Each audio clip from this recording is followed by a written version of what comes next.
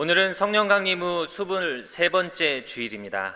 거룩하고 복된 주님의 날에 아버지의 집에 나오신 여러분, 또 각 가정에서 영상으로 예배하시는 여러분을 주님의 이름으로 사랑하고 환영합니다. 사랑합니다. 존중합니다. 존중합니다. 사랑합니다. 우리가 11월 들어서 여러분들에게 11월의 기도의 제목을 드렸습니다. 여러분, 11월의 기도의 제목, 하나님께서 이루어 주실 기도의 제목이기에 우리의 감사의 제목이기도 합니다. 이 11월의 기도의 제목, 우리의 감사의 제목으로 삼고 함께 기도해 주시기를 주님의 이름으로 간절히 부탁을 드립니다. 영상 예배를 드리시면서 준비하신 헌금은 개인 체크로 교회 사무실로 보내주시기를 부탁을 드립니다.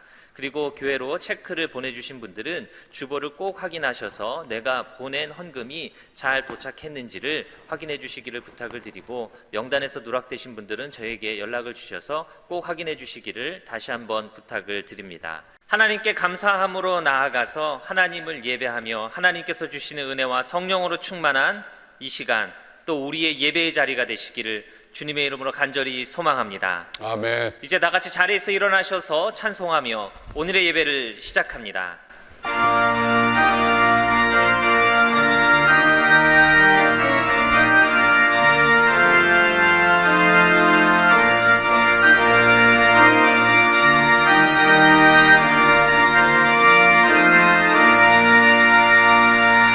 주여는 때다시 오시는지 아는 이가 없으니 등 밝히고 너는 깨어 있어 주를 반겨 맞으라.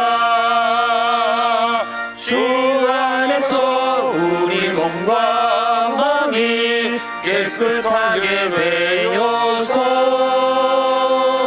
주 예수님 다시 오실 때에 모두 기쁨으로 맞으라.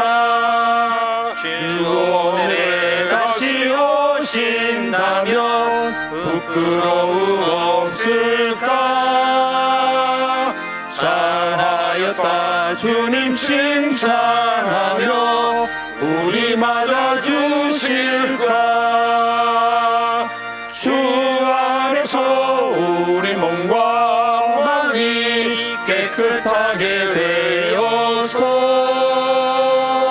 주 예수님 다시 오실 때에 모두 기쁨으로 맞으라. 주 예수님 맡겨주신 일에 모두 충성 다했나.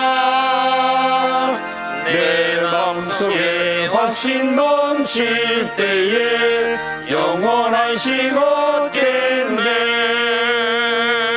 주 안에서 우리 몸과 마음이 깨끗하게 되어서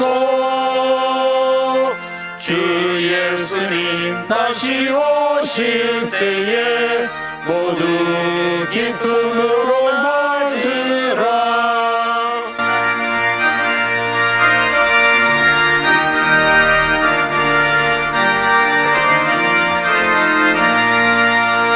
주 예수님 언제 오시는지 한밤에나 낮에나 늘 깨어서 주님 맞는 성도 주의 영광 보겠네. 주 안에서 우리 몸과 마음이 깨끗하게 되어서 주 예수님 다시 오실 때에 모두 기쁨으로 맞으라.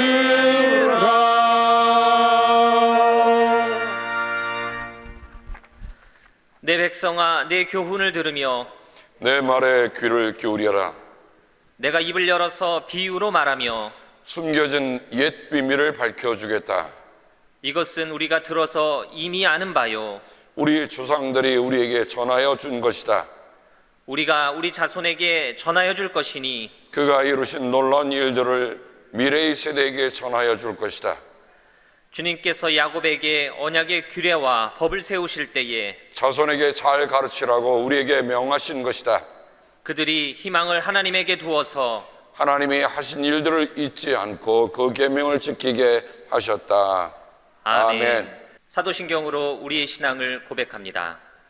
전능하사 전능하사 천지를 천지를 만드신 만드신 하나님 아버지를 내가 믿사오며 그 그의 외아들 우리 주 예수 그리스도를 믿사오니 이는 성령으로 잉태하사 동정녀 마리아에게 나시고 본디오 빌라도에게 고난을 받으사 십자가에 못 박혀 죽으시고 장사한 지 사흘 만에 죽은 자 가운데서 다시 살아나시며 하늘에 오르사 전능하신 하나님 우편에 앉아 계시다가 저리로서 산자와 죽은 자를 심판하러 오시리라. 성령을 믿사오며 거룩한 공예와 성도가 서로 교통하는 것과 죄를 사하여 주시는 것과 몸이 다시 사는 것과 영원히 사는 것을 믿사옵나이다. 아멘.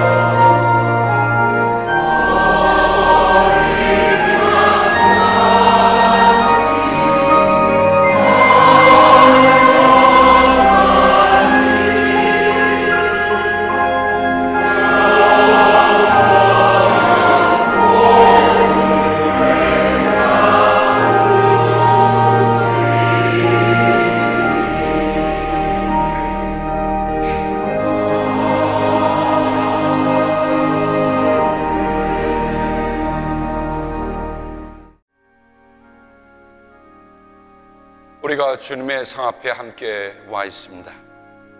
우리가 주님의 몸과 보혈을 감사하고 기억하면서 주님의 기도로 기도합니다. 하늘에 계신 우리 아버지, 이름이 거룩히 여김을 받으시오며 나라가 임하옵시며 뜻이 하늘에서 이룬 것 같이 땅에서도 이루어지이다. 오늘 우리에게 일용할 양식을 주옵시고 우리가 우리에게 죄 준 자를 사하여 준 것 같이 우리의 죄를 사하여 주옵시고 우리를 시험에 들지 말게 하옵시며 다만 악에서 구하옵소서. 나라와 권세와 영광이 아버지께 영원히 있사옵나이다. 아멘.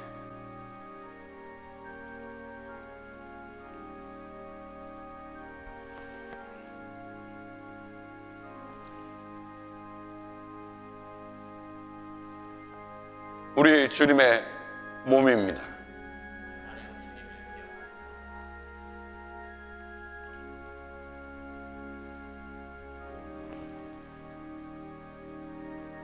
우리 주님의 보혈입니다.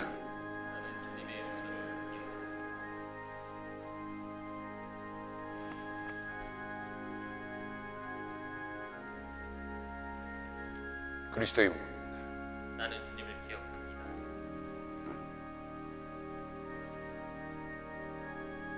나는 주님의 용서를 기억합니다.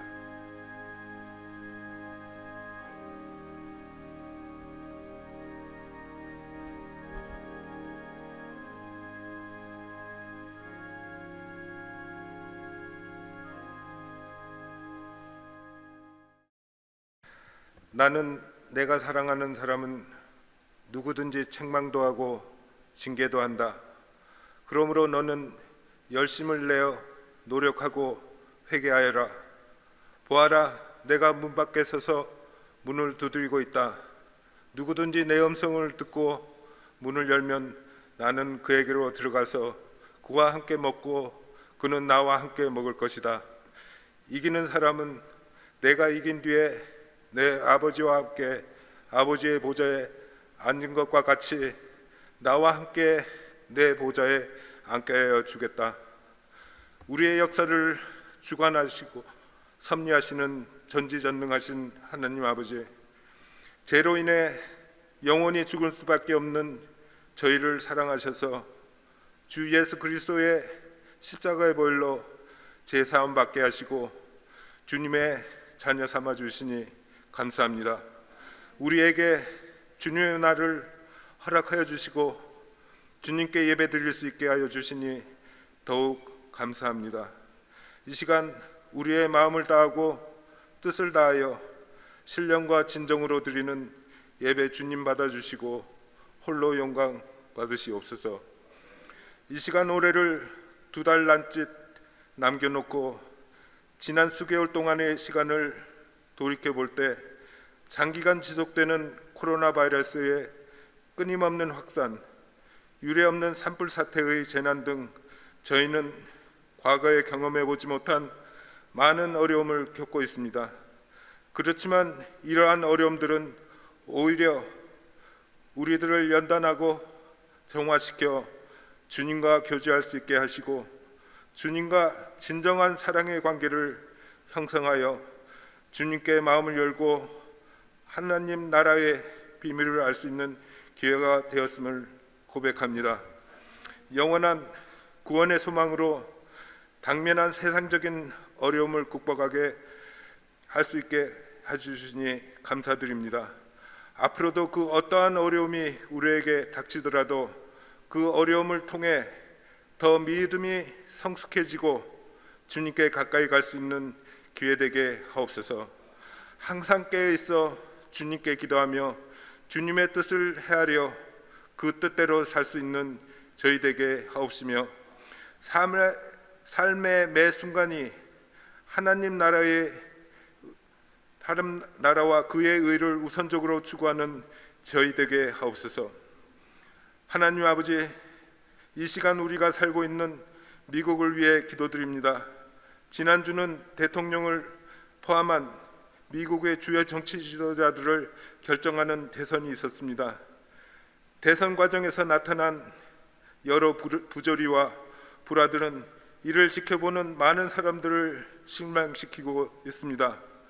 과거 하나님을 경외하고 성경의 가치를 원칙으로 삼은 건국이념으로 부응하고 세계의 슈퍼파워로서 세계 민주주의를 소화하고 인권을 보호하는 등 기독교 정신으로 세계의 질서를 유지해 온 것에 반해 현재 미국은 국가 내부 문제들로 해결하기 힘든 어려운 상황에 빠져들고 있습니다. 코로나 바이러스 전염병으로 매일 감염률이 8만 이상으로 치솟고 있고 인종차별의 갈등으로 미국 각지에서 폭동이 일어나며 많은 사람들은 일자리를 잃고 학교는 문을 닫고 자녀들이 집안에 갇혀 있으며 800만 이상의 인구가 빈곤선 이하로 떨어지는 등 경제 대강국이라는 미국에서 많은 사람들이 경제적으로 심한 고통을 겪고 있습니다. 대선으로 여야의 정치적 분열과 갈등은 심화되고 있지만 분열된 사회를 선도할 교회는 세상의 빛과 소금이 될 그 기능을 잃어버리고 있는 실정입니다. 이러한 위기적인 상황 속에서 서로를 사랑하라는 건국의 기본이 된 기독교 정신은 보이지 않고 서로를 탓하고 비난하는 흑백 논리에 의한 충돌만 사회 전반에 걸쳐 만연하고 있습니다. 하나님 아버지, 미국을 불쌍히 여겨주시고 이번 대선을 계기로 새로 선택된 대통령을 비롯한 정치인들이 자신들의 잘못을 회개하며 하나님을 만나고 성경적인 가치관을 회복하며 주님의 사랑 안에서 화합하고 한마음으로 미국을 이끌어갈 수 있게 하옵시며 기독교 국가로서 거듭나고 주님의 말씀 위에 바로 설 수 있는 성경적인 나라 되게 하옵소서. 그리하여 다시 한번 미국이 세계 선교의 중심이 되고 전 세계 복음화에 결정적인 역할을 할 수 있게 하옵소서. 우리 또한 모두 회개하고 믿음을 통해 기독교 국가로서의 회복과 세계의 복음화라는 하나님의 뜻을 이루어가는 구원의 역사에 참여할 수 있게 하옵소서. 성령님이 우리 안에 역사하시고 예수님이 우리 삶의 주인이 될 때 이 모든 것이 가능하다는 것을 믿습니다. 우리가 이러한 믿음을 행동으로 옮기고 하나님과의 올바른 관계가 회복됨으로써 미국 전반에 걸쳐 사회적 정의와 공의가 이루어질 것을 알고 있습니다. 우리 모두가 주님을 닮아가며 모두에게 공정하고 사랑과 긍휼히 여기는 마음을 가질 수 있게 은혜 내려 주옵소서. 하나님 아버지, 이 시간 우리 교회를 위해 기도드립니다. 뜻이 계셔서 주님의 몸된 교회를 이 지역에 세우시고 복음 사역과 세상을 향한 빛과 소금의 역할을 감당하게 하심 감사드립니다. 우리 교회가 성령 안에서 성도 간의 교제로 하나 되게 하시고 사랑이 넘쳐나는 교회 되게 하옵소서.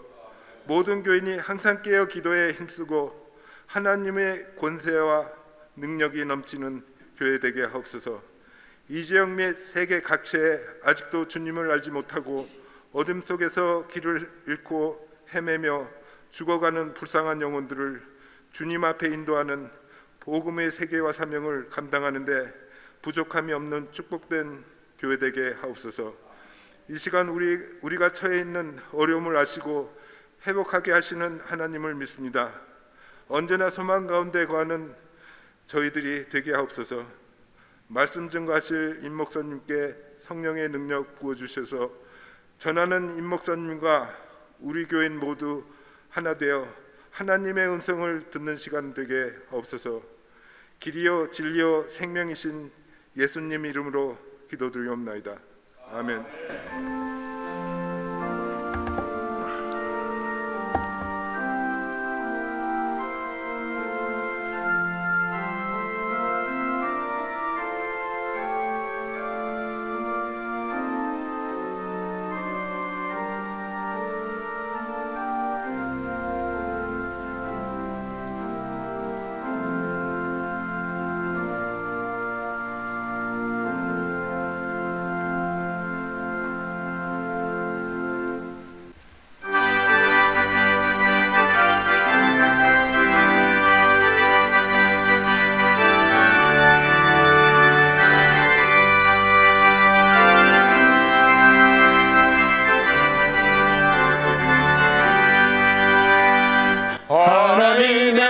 소리 천지 진동할 때에 예수 영광 중에 구름 타시고 천사들을 세계 만국 모든 곳에 보내어 구원받은 성도들을 모으리. 나팔 불 때 나의 이름, 나팔 불 때 나의 이름, 나팔 불 때 나의 이름, 부를 때에 잔치 참여하겠네. 무덤 속에 잠자는 자 그때 다시 일어나 영화로운 부활 승리 얻으리.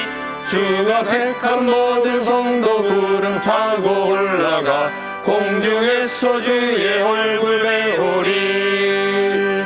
나팔 불 때 나의 이름, 나팔 불 때 나의 이름, 나팔 불 때 나의 이름, 부를 때에 잔치 참여하겠네.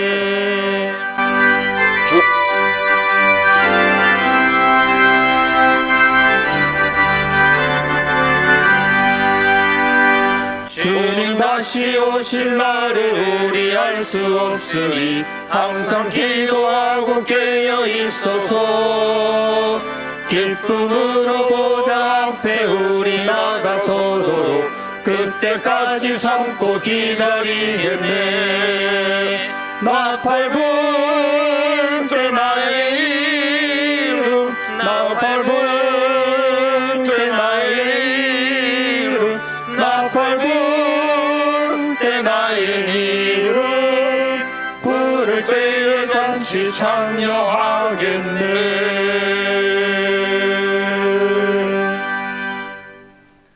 오늘 우리에게 주시는 하나님의 귀한 말씀은 마태복음 25장 1절에서 12절까지의 말씀입니다.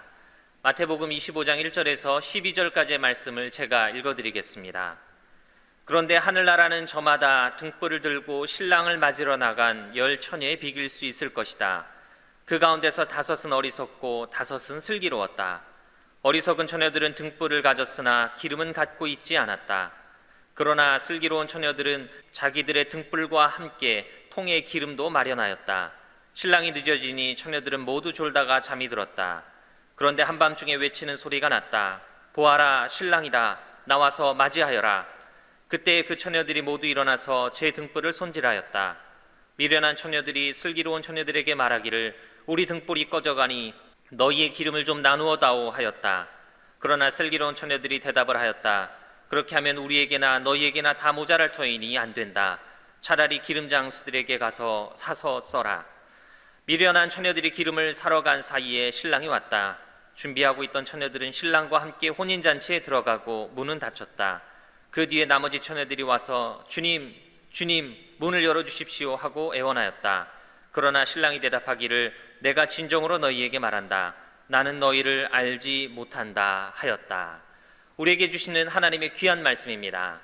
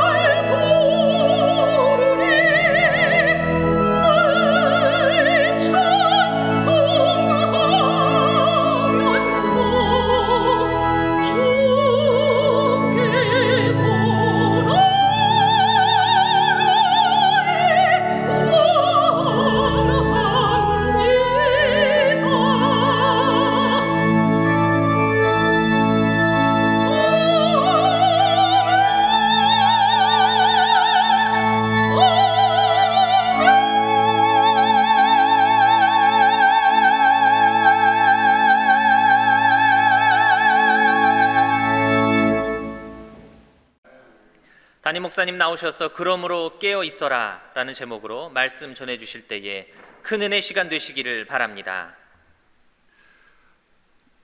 오늘 여러분이 말씀을 읽으면서 목사님 왜 13절은 안 읽고 12절로 끊었나 그렇게 물어보시는 분이 있을 것 같으세요. 주보를 준비하는 면서 저한테 그러는 소식입니다. 목사님 왜 본문을 12절까지 합니까? 제목은 13절로 되어 있는데 맞습니다. 오늘의 본문 단락의 핵심은 13절에 있습니다. 그러므로 깨어 있어라.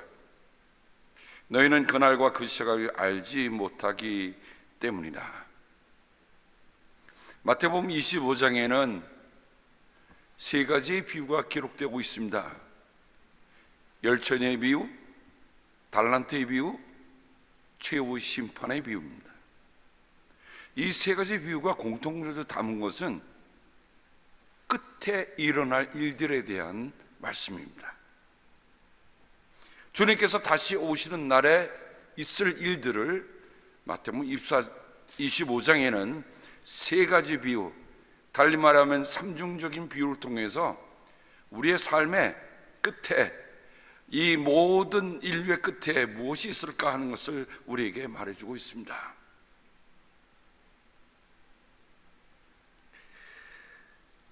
이런 생각을 해봤어요. 혹시 여러분이 우리가 살아오면서 야 나는 그때 그 시절로 다시 돌아가고 싶어, 내가 조금 더 젊었었더라면, 내가 그때 조금 더 지혜로웠더라면, 내가 그때 조금 더 바른 결정을 했더라면 그때 이렇게 살 수 있었을 텐데 하는 생각을 사람들은 종종 할 때가 있습니다. 하지만 그리스도인의 시간은 다시 되돌아갈 수 있는 시간이 없다는 거죠. 마치 시간은 화살 시위를 떠난 화살처럼 지금 쏜살같이 달려가고 있습니다. 그러니까 우리가 살아가는 매 순간순간이 참 소중한 시간이고 매 순간순간이 마지막이라고 하는 것을 느끼고 사는 거하고 아닌 것과는 너무 큰 차이가 난다는 거죠. 달리 말하면 내가 살아가는 모든 순간순간이 이 시간이 마지막이야, 내가 이따 이것을 할 수 있는 것은 내게 주어진 마지막 기회라고 생각하는 것이 어찌 보면 그게 지혜롭다. 또 시간이 되면 또 주어지겠지 뭐, 그때 가서 하지. 이런 인생은 바로 어리석은 인생이 아닌가, 말씀을 생각해 보면서 그런 생각을 해봅니다. 예수님은 그러므로 깨어 있어라, 집주인이 언제 울는지, 저녁일는지, 한봄 일주일지, 닭이 울 무렵일지, 이른 아침녘일지 너희가 알지 못하기 때문이다. 주인이 갑자기 와서 너희가 잠자고 있는 것을 보게 되는 일이 없도록 하여라. 내가 너희에게 하는 말은 모든 사람에게도 하는 말이다. 깨어 있어라. 원초적인 복음이라고 하는 마가복음에 보면 예수님의 깨어 있어라고 하는 이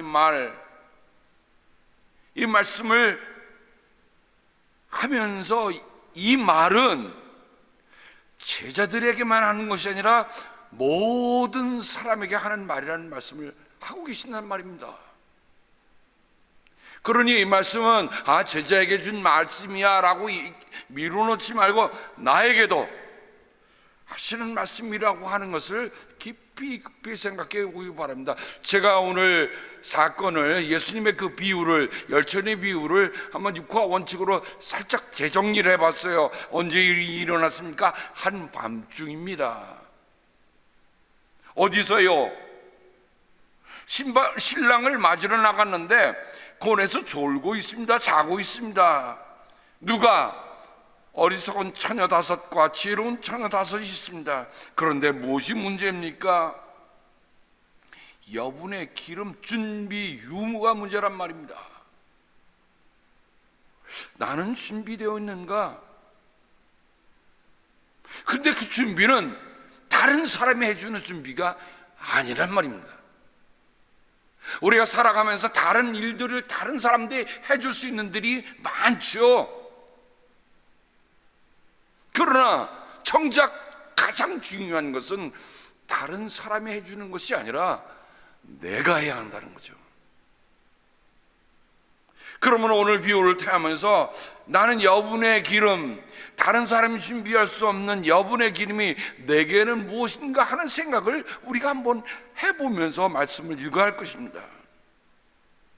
근데 무슨 일이 어떻게 일어났습니까? 등불이 꺼져가니 좀 나누어다오 합니다.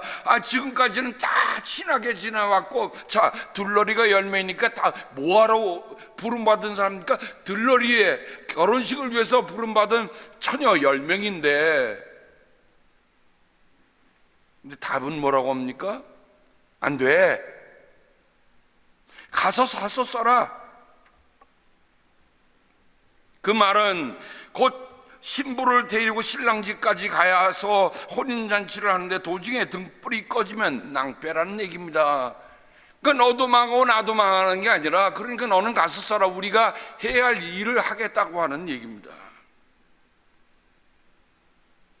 성경의 마지막 책에 보면 요한계시록에 예수님의 다시 오시는 그 날을 어린 양의 혼인 날이라고 표현하고 있습니다.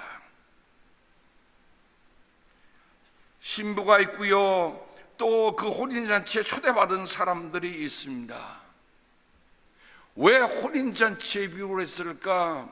유대인들에게 있어서는 혼인잔치라고 하는 것은 모든 것에, 특별히 군사 징집에서 면제시킬 정도로 아주 소중한 것이라고 유대인들은 정했어요.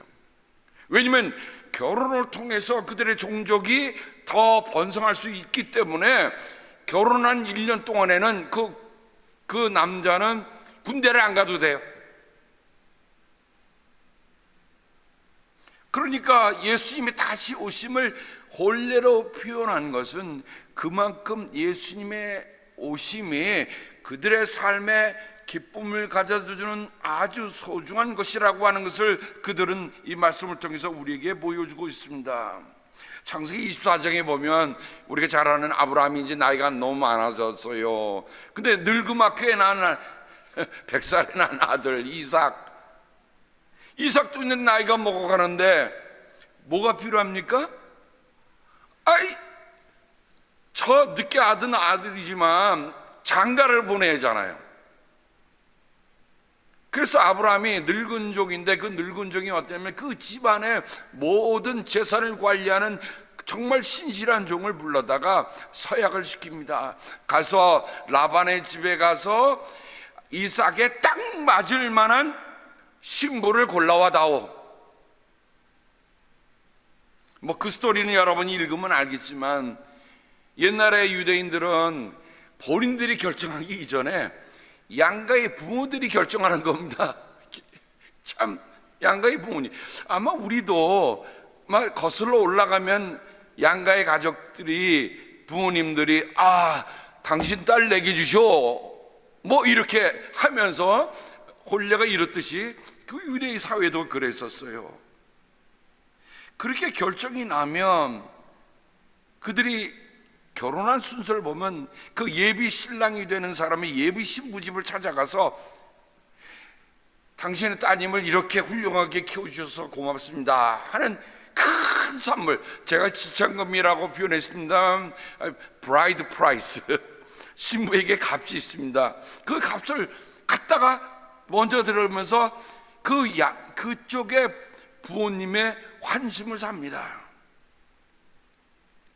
여러분, 그냥 쌩 아니고 온 사람 그거 주고 싶겠어요? 어떻게 키운 딸인데.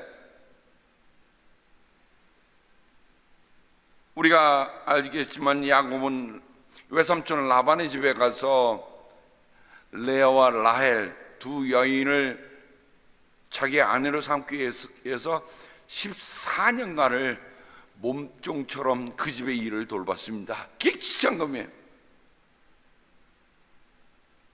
근데 이 유대인의 결혼 풍습을 보면서 예수님의 구원의 사건과 함께 연관되는 중요한 일들이 있습니다. 그건 뭐냐면, 고린도전서 6장 19절부터 20절에 보면 여러분은 여러분 자신의 것이 아닙니다. 여러분은 하나님께서 값을 치르고 사들인 사람입니다. 신부를 하나 얻기 위해서도 그들은 값을 치렀어요.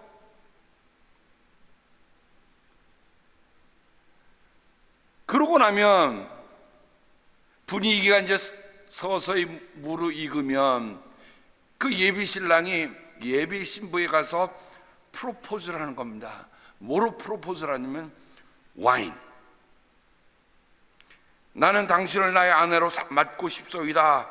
이 포도주를 당신에게 따라줌으로 나는 당신을 위해 나의 생명을 바칠 것을 다짐하오. 당신도 이 잔을 받아 마심으로 나의 아내가 되어주기를 바라오. 라고 와인잔을 딱 들이밀 때, 그때 만약에 그 예비 신부가 될 사람이 고개를 싹 돌리고 안 받았다, 그러면 뭐죠? 그런 결혼이 성립이 되질 않습니다. 그런데 그런 일이 거의 없었던 것 같아요. 그 분위기 속에서 그 예비 신부는 이 잔을 받아 마심으로 나는 나의 생명을 당신을 위해 바칠 것을 다짐합니다 라고 합니다. 우리가 매주 성찬식을 하지만 성찬식을 나누면서 우리 예수님이 이것은 너희를 위하여 주는 내 몸이니 이것은 너희를 용서하기 위해서 주는 내 잔이니 받아 마셔서 나를 기억하라는 그 말씀을 우리 한번 생각해 보면, 이 포도주를 통한 언약이 얼마나 중요한 건가 하는 것을 우리가 볼 수 있어요. 자, 신랑은 이제 기쁨이 차고 넘쳤습니다. 그런데 그거로 정혼이 되는 거예요. 정혼이라는 말은 혼례가 정해졌다는 거예요. 당신은 내 신부라는 것이 정이고 나는 당신의 신랑이라는 것이 정해졌습니다. 그러면 둘이서 같이 사는 게 아니에요. 신랑이 그렇게 포도주를 마심으로 허락을 받은 신부에게 자기가 가지고 간 아주 중요한 선물 하나를 합니다. 그게 뭐냐면 혼인의 정표죠. 정표를 주면서 이렇게 얘기하는 겁니다. 내가 가서 당신 있을 집을 마련할 것이요, 그리고 마련하고 나면 다시 와서 당신을 나 있는 곳으로 데려갈 것이요. 우리 요한복음 14장에 보면 예수님 하신 말씀 있죠. 나는 너희가 있을 곳을 마련하러 간다. 내가 가서 너희가 있을 곳을 마련하면 내가 다시 와서 너희를 나에게로 데려다가 내가 있는 곳에 너희도 함께 있겠다. 그러니까 유대인이라면 요한복음에 나타난 예수님의 이 사건이 뭔가 하는 걸 아는 거예요. 예수님이 아주 떠나시는 게 아니라, 그래, 신랑이 집을 마련하면 다시 내게 온다고 하는 기다림을 주고 신부를 떠나는 날입니다. 근데 여기서 중요한 게 하나 있어요. 1년간 동안 떨어져 있잖아요. 그러면 그들이 부부입니까? 아닙니까? 부부예요. 당장 같이 안 살아도 두 사람은 그때부터 부부입니다. 여러분, 이것은 우리에게 중요한 것을 얘기합니다. 왜냐하면 우리 주님께서, 신랑 되신 예수님께서 떠나셨다가 다시 오신다고 하셨는데 우리는 그 기다림 시간 속에 있잖아요. 만약 우리가 신랑 예수님께로부터 그런 약속을 받았다고 한다면 우리는 그분의 뭐예요? 신부예요. 그러니까 그 기다림의 시간이 얼마나 소중하게 보내야 될지 우리는 압니다. 신랑은 1년 동안 자신의 집으로 돌아가 신부와 함께 살 집을 마련한 후에 다시 신부를 데리러 갑니다. 그 1년 동안에 신부는 마음대로 가서 막 노는 게 아니에요. 정말 철저하게 신부 수업을 하고 순결하게 신랑을 기다리는 시간이 그 1년의 기다림의 시간이랍니다.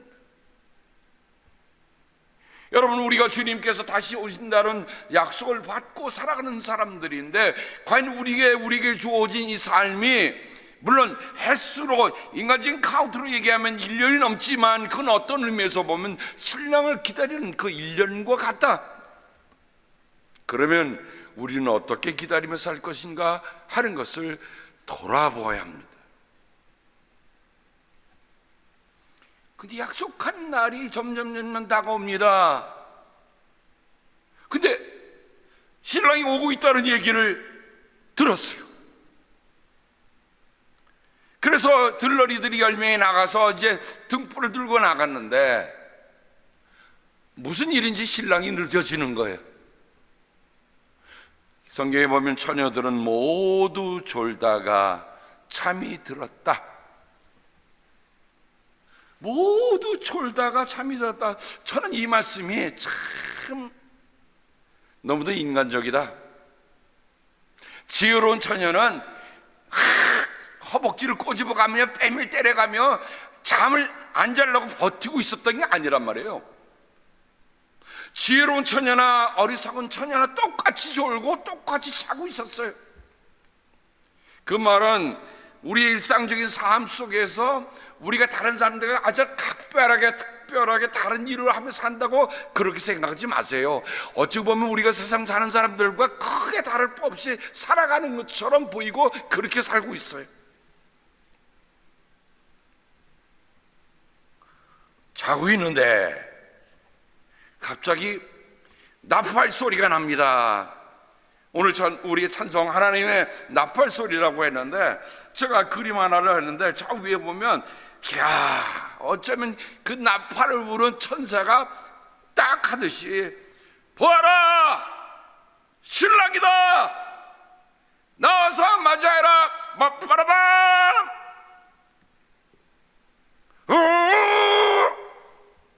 참 저 그림을 보면서 화사한 빛깔에 등불을 들고 정말 머리를 다 찌르게 헤치면서 자신 있게 나서는 지혜로운 처녀 5이 있는가 하면 여전히 아직도 저기서 졸고 있고, 그리고 등불이 꺼져서 제발 기름 좀 다오, 제발 기름 좀 다오 라고 하는데 뒤에 젖은 어리석은 처녀 5이 보입니다.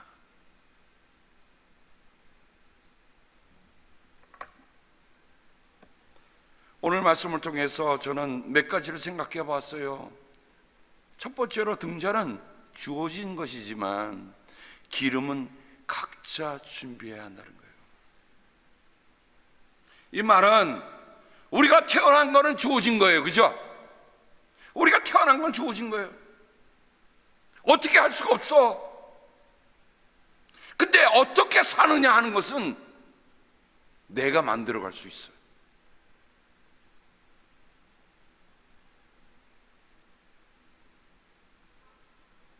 모든 인생이 주어진 것이지만 모든 인생이 똑같이 살지는 않는단 말이에요.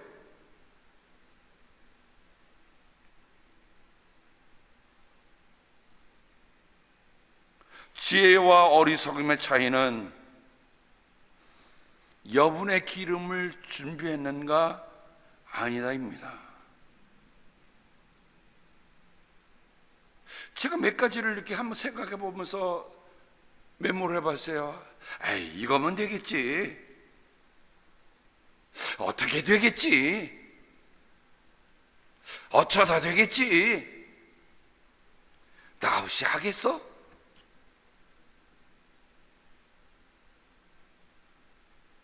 이런 조금 삐뚤어진 생각들이, 조금 모자란 생각들이 우리의 기름을, 여분을 더 준비하는 일에 있어서 우리를 하지 못하게 만든다는 거예요. 여러분 인생을 요염으로 살아갑니까?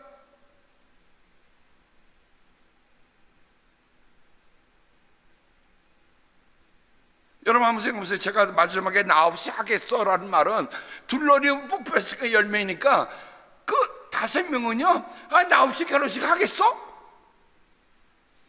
그런 생각지 않은 생각을 하고 있단 말입니다.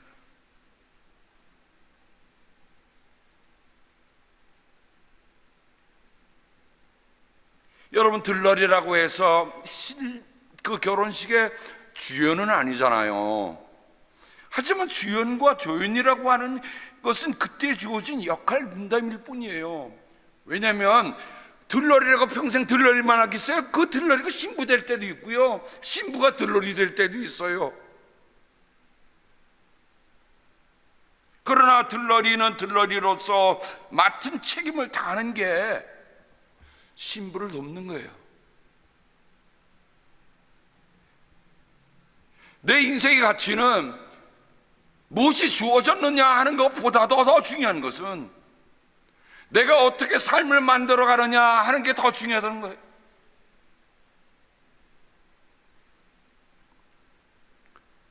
제가 감리교 목사가 됐을 때에 목사님들이 세 가지를 꼭 준비하라, 그렇게 가르쳐 주시더라고요. 저는 웨슬리 목사님 때부터 내려온 거예요. 언제라도 설교할 준비를 하라.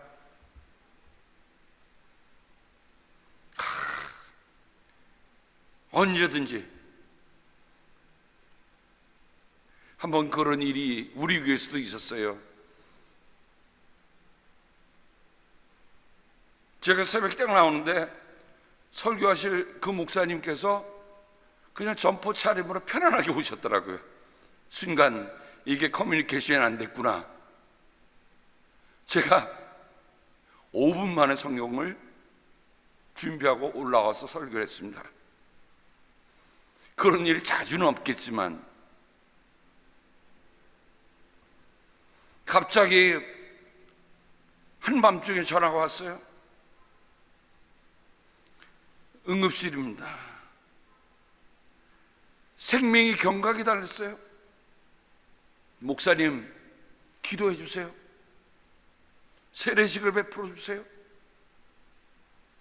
그거는 제가 늘 준비하고 있었던 걸 알지만 그때가 왔을 때 저는 분명히 설교를 해야 하고, 그분이 정말 예수 그리스도를 영접하고 주님의 품에 안길 수 있도록 최선을 다하는 준비를 항상 하고 있어야 돼요.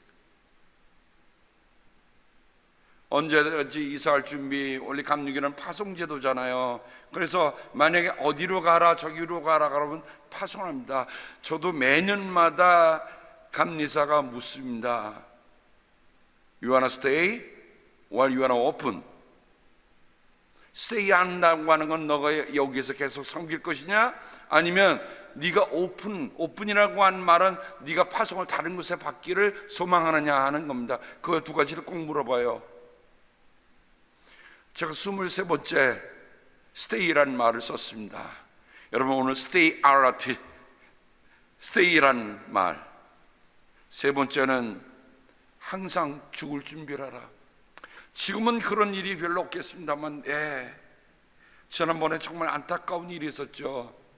미국에 만 연합감리교인이 아니라 아프리카도 있는데, 그 아프리카의 한 감독이 주일날 그 연회 직원의 장례식에 참여하러 가다가 교통사고로 세상을 떠나고 말았어요.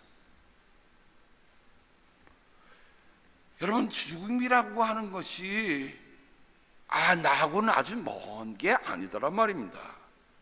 특별히 감리교 초기 설교자들은 험한 길을 다니면서 복음 전도했기 때문에 강도를 당할 수도 있고 물에 떠내려갈 수도 있고 여러 가지 어려움이 있었기 때문에 정말 감리교 목사는 죽을 준비를 하고 살았던 것입니다. 저는 오늘, 저도 감리교 목사지만 모든 목사들이 이런 초심들을 잊지 않고 갔으면 참 좋겠어요. 저는 오늘 말씀을 통해서 두 번째로 이런 생각을 마음에 묵상을 해봤습니다. 깨어 있어야 깨울 수 있습니다. 내가 자고 있는데 다른 사람을 어떻게 깨워요? 아마 여러분들의 자녀들이 학교 다닐 때 그런 부탁을 한 적이 있었을까? 엄마, 나 딱 1시간만 잘게. 꼭 깨워줘. 그러면 엄마는 그때부터 어떻게 합니까? 자고 있습니까? 아니요. 엄마가 깨어있어야 깨우죠. 근데 엄마가 졸았어. 시간이 넘겼어. 지나서 아들을 깨우니까 아들이 뭐라 그러겠어요? 엄마 맞아? 그럴 거예요.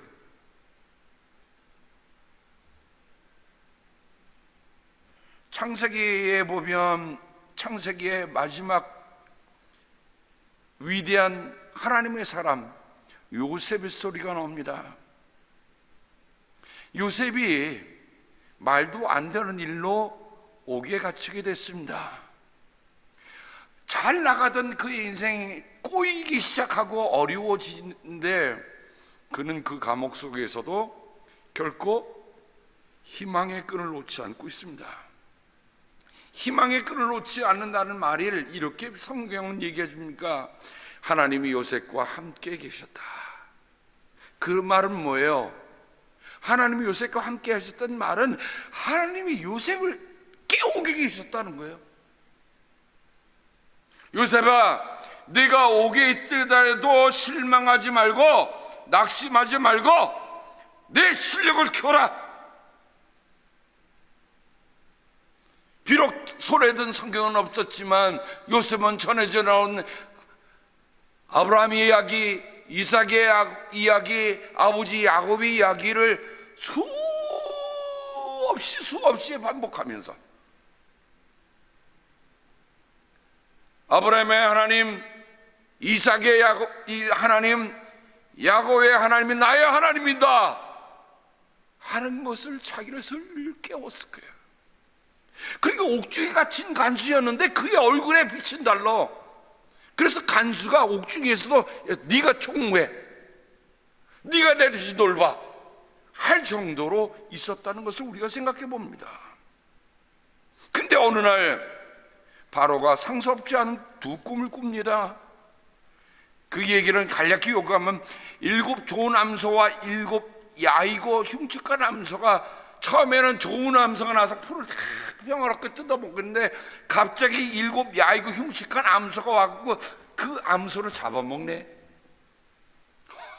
여러분 한번 생각해 보세요. 아니, 소가 소를 잡아먹는 소가 있어요? 그러니까 그게 상스럽지 않은 꿈이지. 하나님이 사람을 뒤흔들어 놓으실 때는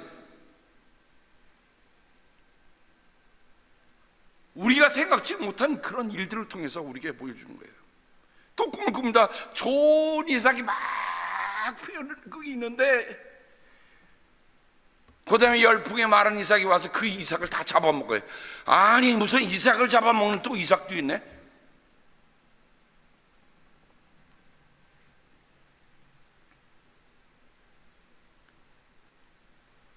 바로가 그 꿈 때문에 그 꿈을 꾸고 나서 마음이 온통 뒤흔들렸어요. 꿈을 풀어라. 왜? 나도 못 푸니까. 아무리 이집트 현자들 다 모아다 놓고 해도 그 꿈을 풀 사람이 없었어요. 그때 한때 그 옥에서 요셉을 만든 그 술 맡은 관원장이, 술 맡은 시종장이 바로요, 제가 죽을 죄를 졌나이다. 제가 그때 감옥에 갇혔을 때 제 꿈을 해몽해 준 그 청년이 있는데 그 청년이 바로의 꿈을 해몽해 줄 줄 압니다. 어서 들라 해라. 하루아침에 그가 바로에게 서는데 새 옷 입고 가지요, 면도 싹 하고 가지요. 죄수이 아니라 깨끗하게 바로 앞에 섭니다. 그 얘기 가운데 이 먹거리는 이집트 땅에서 7해 동안 이어갈 흉년에 대비해서 그때에 이 나라 사람들이 먹을 수 있도록 갈무리해 두셔야 합니다. 그렇게 하시면 기근이 이 나라를 하지 못할 것입니다. 여기 대비라는 말은 영어로 말하면 store, reserve라는 뜻을 가지고 있습니다. 이게 어떻게 보면 우리가 대비한다는 말은 깨운다는 말과 같은 말입니다. 깨어 있어야 준비하지요. 그러니 하나님께서 깨어 있는 요셉을 통해서 바로를 깨울 뿐만 아니라 나라와 민족과 자기의 가족들 일족을 다 깨우고 살리는 일을 했다고 하는 것을 우리가 기억을 해야 할 것입니다. 깨어 있어야 깨울 수 있습니다. 하나님은 지금도 한 사람의 깨어 있는 사람을 찾고 계시는 거예요. 돌아볼 때 사람의 눈에 띄지는 않지만 하나님의 역사를 이끌어 가시면서 지금 곤란한 지경에 빠져 있다고 할 때 하나님 찾고 계시는 그 한 사람, 그 깨어 있는 그 한 사람이 바로 나이기를 주님의 이름으로 각별하게 낭바합니다. 지금처럼 혼란한 시대가 없어요. 우리 아까 정말 권사님 오늘의 처한 상황을 너무 기도로 시시콜콜하게 다 말씀해 주셔서 제가 반복하지 않아도 돼요. 뭐가 필요합니까? 깨어있는 그 한 사람이 필요하다.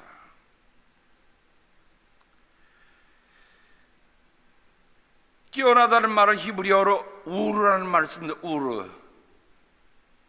근데 그 우르라는 말이 특정한 본문 속에서는 한 번으로 끝나는 게 아니에요. 우르, 우르. 하나는 우르, 우르, 우르 가면서 그런 소리가 되게 우르르 소리가 들려오더라고요. 그게 뭡니까? 깨어나라, 깨어나라, 일어나라, 일어나라, 일어나라. 깨어나라는 말, 일어나라는 말과 정말 이 뜻이요, 한국 사람들 뜻과 너무 같아. 자고 있는 사람들에게 깨라고 할 때 다른 표현으로 여러분 모르죠? 눈을 떠!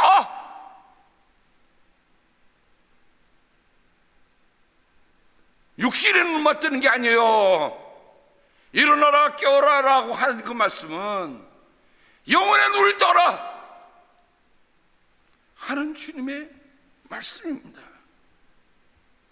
드보라에게 그렇게 말씀하셨고요, 하나님께서 이사야를 통해서도 정말 망해가는 예루살렘을 향해서 말씀을 하고 있는데, 특별히 이사야서 29장 18절에 보면 그날이 오면 듣지 못하는 사람이 두루마리에 그러기는 소리를 듣고 어둠과 흑암에 쌓인 눈먼 사람들의 눈을 떠서 볼 것이다.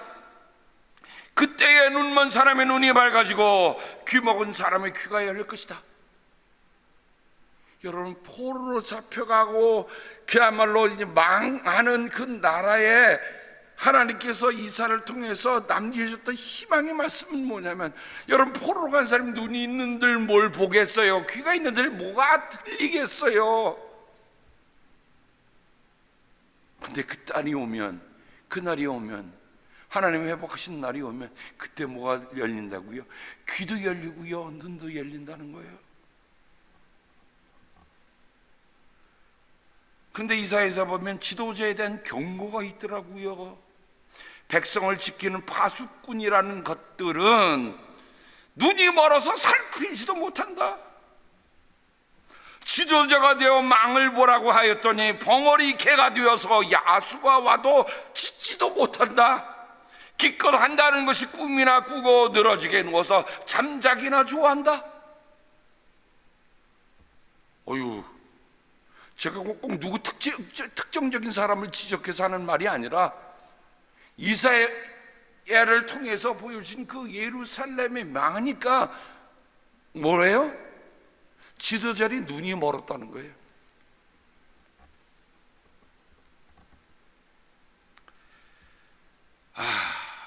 세 번째로, 깨어 있어야 할 이유를 우리가 알아야 합니다. 깨어 있어야 할 이유. 예수님이 이런 말씀하셨죠. 그러므로 깨어 있어라. 너희는 너희 주님께서 어느 날에 오실지를 알지 못하기 때문이다. 여러분, 안다 모른다의 차이가 뭡니까? 오늘 13절에 보면 그 신랑을 막 두드리는 그 어리석은 처녀들이 문 좀 열어주세요, 문 좀 열어주세요. 그랬더니 그때 신랑이 뭐라고 우리 얘기했죠? I don't know who you are. 난 너희들을 몰라.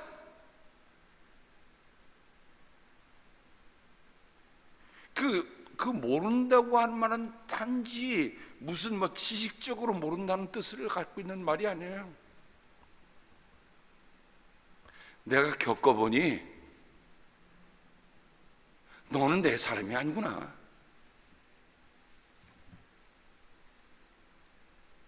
내가 너희에게 시신당 맞았느냐?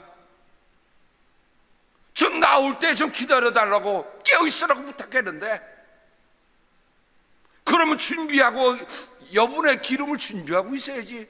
그거 준비 안 하고 그냥 네 이거 일에 빠져서 살았어?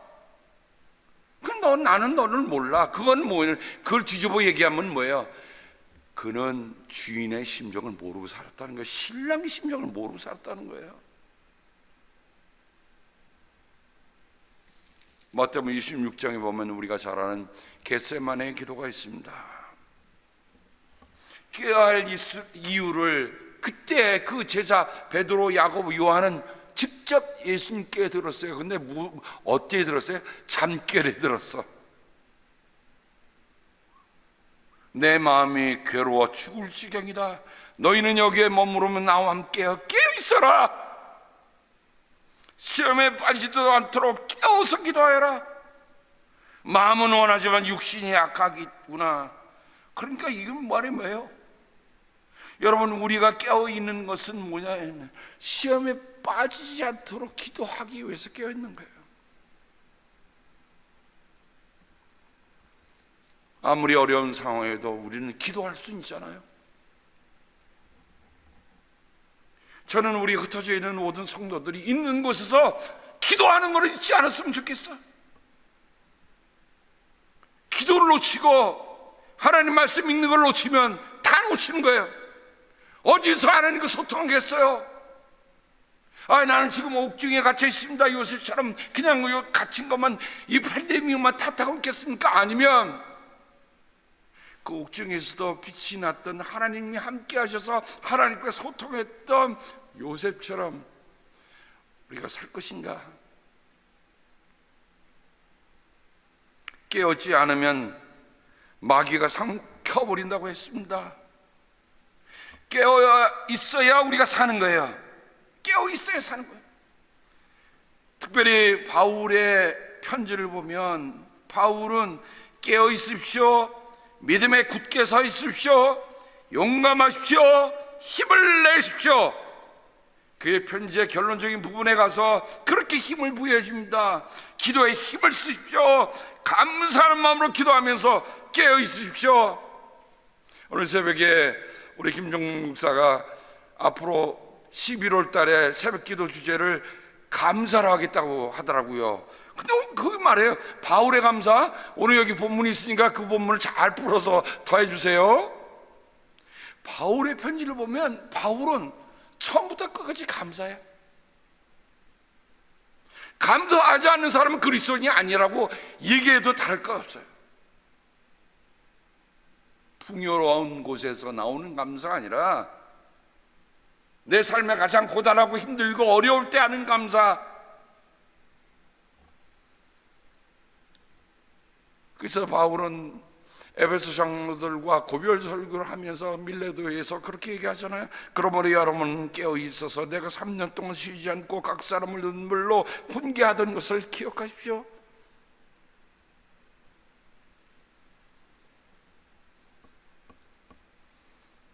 요한계시록에 나타난 사도교회도 깨어나라고 얘기해서 깨어나라. 그 말은 뭐예요? 잠자고 있다는 거예요. 오늘의 교회들이 사도와 교회 같다고 한다면 주님께서 분명히 우리에게 말씀하실 거예요. 깨어나라. 벌아내가 도둑처럼 올 것이다 깨어서 자기 옷을 갖춰 입고 벌거벗은 몸으로 돌아다니지 않으며 자기의 부끄러운 데를 남에게 보이지 않는 사람은 복이 있다. 진노의 대접 6번째와 7째 사이에 주어진 말씀입니다. 마지막 진노가 오기 전에 내가 부끄럽지 않게 깨어 있어라. 옷을 갖추라.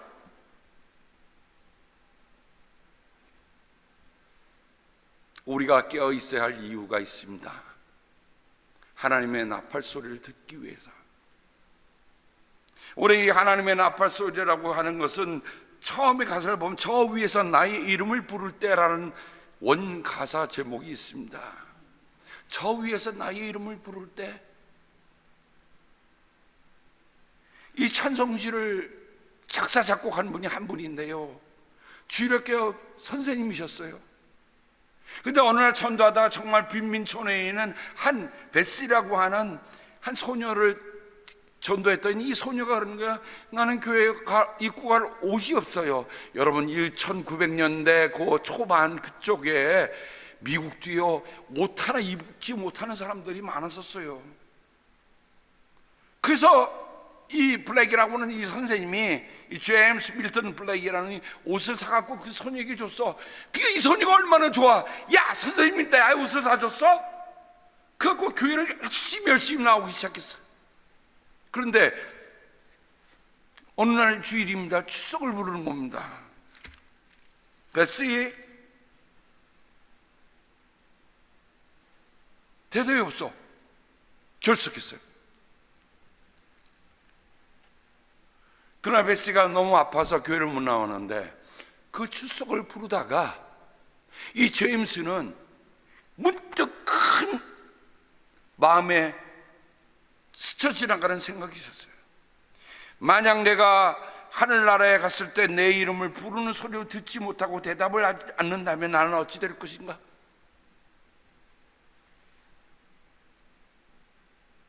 림선이 저렇게 대답하면 돼요. 근데 이름을 불렀는데 그 자리에 없었다면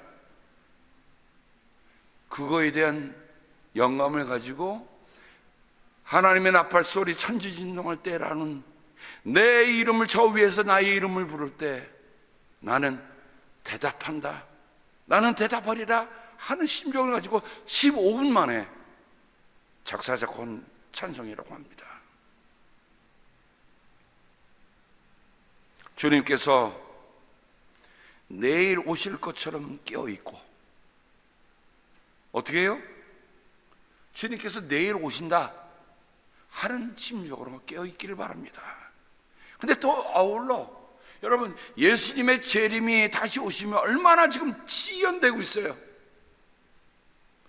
내 평생에 오지 않을 것처럼 준비할 수 있기를 바랍니다. 날마다 끊임없는 말씀과 기도, 이건 개인적인 준비 없이는 불가능한 겁니다. 남이 대신해 줄 수 없어요. 성령의 불을 끄지 마세요. 내 등에 불이 꺼지면 다시 할 수 있는 기간이 아무도 없습니다. 오늘 이 말씀 하나 한번 따라 읽으실까요? 오늘의 준비가 내일의 길입니다. 오늘의 준비가 내일의 길입니다. 여러분, 모세가 광야 40년의 출애굽을 하기 위해서 80년간 준비시키셨어요. 바울이 세 차례 선교를 위해서 17년 동안 준비시키셨어요. 예수님의 3년 공생을 위해서 30년간 준비시키셨어요. 오늘의 준비 없이 내일의 기름이 없습니다. 오늘이 내일의 기름을 준비하는 날이다. 무시하고 지나치지 마시기 바랍니다. 무시하고 지나치지 마세요. 폼페이의 최후라고 하는 그 내용을 보면 한순간에 사람들이 다 그냥 거기 사람뿐입니까? 갖고 있던 동식물들이 다 그냥 화석으로 변했어. 그런데요, 더 큰 비극이 뭘까? 사람들이 그렇게 죽을 필요가 없었어요. 사람들이 그렇게 죽지 않았어도 됐어요. 그 말은 뭐지요? 이미 큰 폼페이에 있는 그 화산이 그릉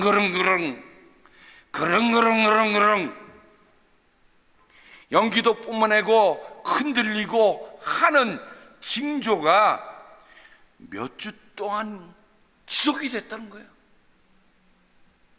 그러면 여러분 같으면 어떻게 하겠어요? 큰일이구나, 빨리 도망가자. 사람들이 대수롭지 않게 그냥 넘긴 것입니다.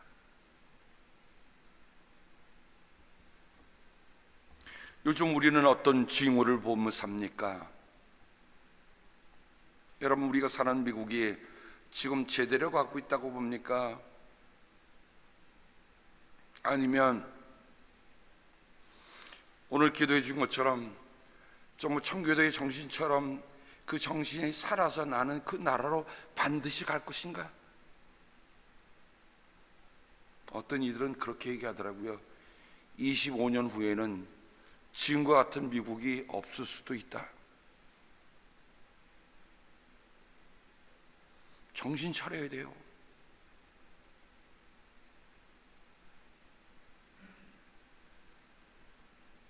말씀을 맺으면서 제가 지난주부터 목회 칼럼에 우리 조정수 권사님의 탈출기를 연재해서 싣고 있습니다. 제가 전체를 제 아내가 쓴 글이에요. 그분이 구술하시고 그분이 말씀을 하시고 정리한 글을 제가 조금만 보면서 이제 토막 이렇게 연재를 하는데, 그 중에 가장 감동적인 얘기 하나만 여러분에게 하고 오늘 말씀을 마치고자 합니다. 이분들이 북한을 피난이 아니에요. 그 말에 피난이 아니에요. 그거는 북한 탈출이에요. 왜냐하면 6.25 사변이 지나고 나서 1952년도에 넘어오셨으니까 그분들은 마지막 탈출할 수 있던 마지막 기회였습니다. 아버지가 먼저 큰아들과 큰딸을 데리고 탈출을 하셨어요. 그리고 부인은 한 청년에게 편지를 옷소매에다 이렇게 바지에다 꼬매갖고 줘서 그를 전달해 줬습니다. 그 편지의 내용은 이랬어요. 여기는 따뜻하고 다 필요 없으니 모든 거 다 두고 아이들 데리고 몸만 오시오. 근데 거기에 아버지가 요 말씀 하나는 없어요. 저는 그 말씀 대하면서 너무 가슴이 뛰더라고요. 롯의 아내를 기억하시오.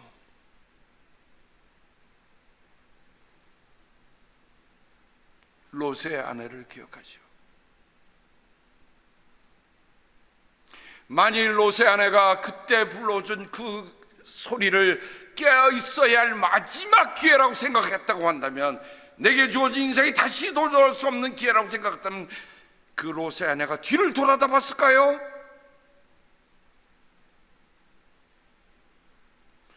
조 권사님의 어머님은 그거를 빨리 탈출하라고 하는 사인을 읽고 오는데, 마지막으로 건너야 할 그 바다가 있는데 달이 확 뛰고 있으면 그냥 따발적으로 들이쏘니까 그 권사님이 하나님 앞에 간절하게 기도합니다. 어머니 권사님이, 하나님, 오늘 밤에 안 보내주면 우리는 이제 죽습니다. 오늘 밤 어제같이 달이 밝으면 우리는 갈 수 없습니다. 오늘 꼭 가야 하니 꼭 보내주십시오.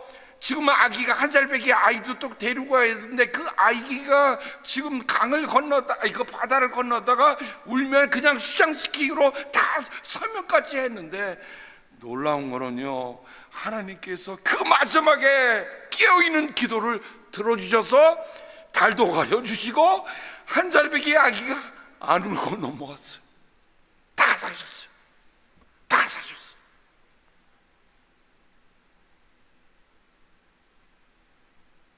그러므로 깨어있어라. 그러므로 깨어 있어라. 저는 그 말씀을 들으면서 그래요, 제 자신이 신앙민 자녀이기 때문에 아버지가 그때 그냥 집에 있는 거 다 내버려두고 할머니 모시고 왔으면 아버지 울지 않고 사셨을 되는데 할머니는 그래 갔다 와, 그게 마지막이 됐단 말입니다.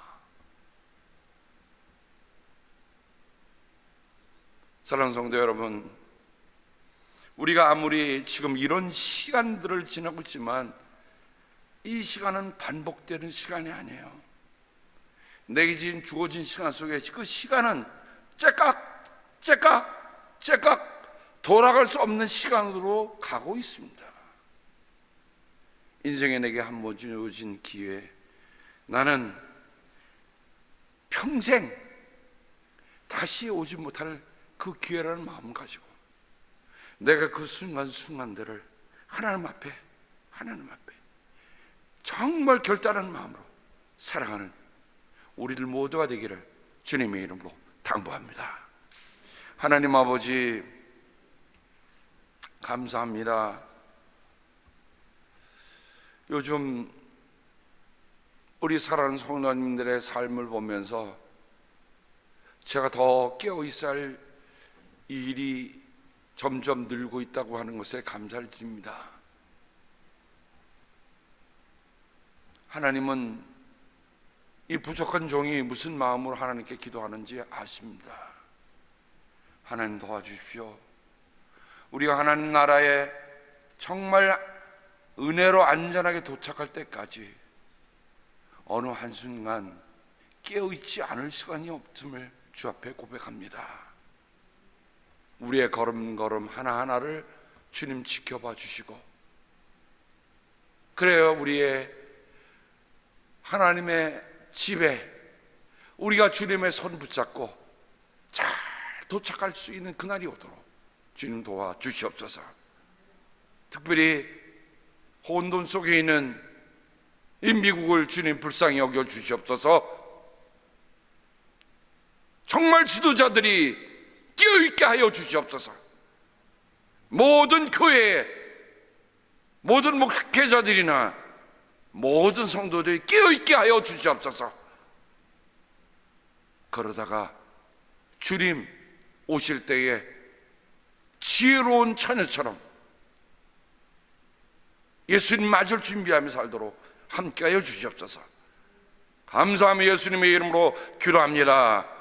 아멘.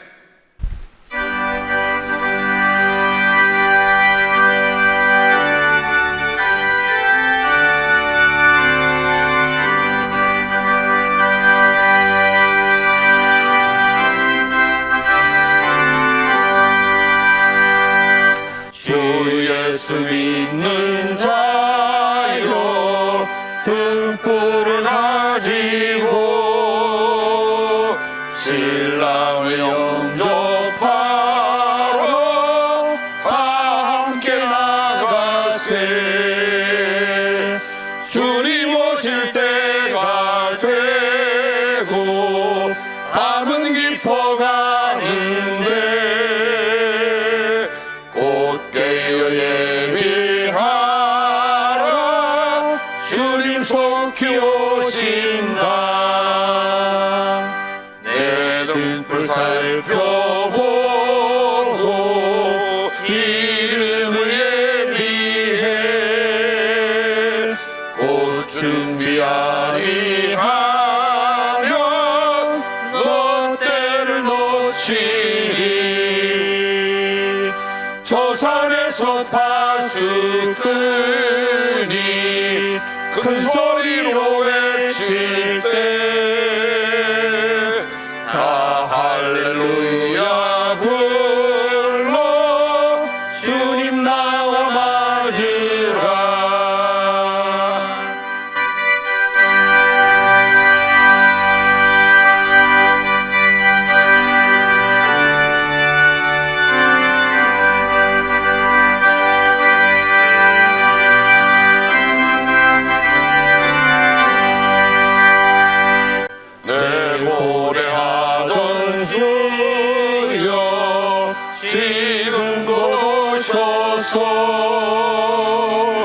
이 어두운 세상 위에 참빛을 주소서.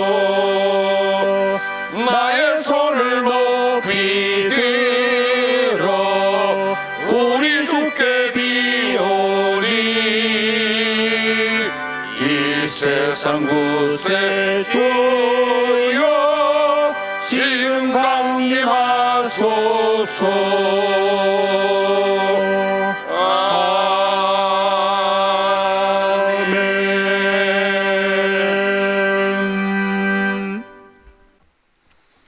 하나님 아버지, 제단의 꽃이 오늘 찬송가처럼 나의 손을 높이 들어 우리 주께 비오니라는 것을 표현하고 있습니다. 하나님, 우리는 세상을 위해서 비는 것이 아니라 하나님이 만들어 가실 세상을 위해서 기도하는 것입니다. 두 손을 높이 들어 주님께 기도할 때에, 깨어 기도할 때에, 주님, 내 마음 안에 하나님이 피워주는 아름다운 꽃이 있음을 잊지 않게 하여 주시옵소서. 주의 사랑하는 성도들이 깨어있는 심정으로 하나님 앞에 구별하여 드리는 예물들을 기억하여 주시옵소서. 주님의 이름으로 11조를 드립니다. 주님의 이름으로 드립니다. 아버지, 마지막 나팔 소리를 듣게 하시고 아버지가 마련하신 잔치 자리에 참여하게 하옵소서. 아버지 고맙습니다. 아버지 사랑합니다. 감사 찬양을 드립니다. 하나님, 감사가 셋이니까 우르르라는 말이 다시 기억이 납니다. 우리 손자 황세비를 깨끗하게 고쳐주시고 여호와 아빠 하나님의 치유를 찬송드리며 감사드립니다. 범사에 감사합니다. 11조의 축복을 주셔서 고맙습니다. 하나님 아버지, 이 모든 예물, 모든 마음이 똑같이 하는 그런 것이 아니라 내 삶에 끼워서 드리는 예물과 마음이 되게 함께하여 주시옵소서. 그래요, 다시 오시는 주님을 우리가 정말 마음 깊은 곳으로부터 준비하며 기다리는 우리를 되게 하여 주시옵소서. 주님께서 복을 주시고 지켜주시며 밝은 얼굴로 되시며 은혜를 베풀어 주시고 주님께서 고이 모셔서 평화 주시기를 성부와 성자와 성령 이름 받도록 간절히 축복하며 기도합니다. 아멘.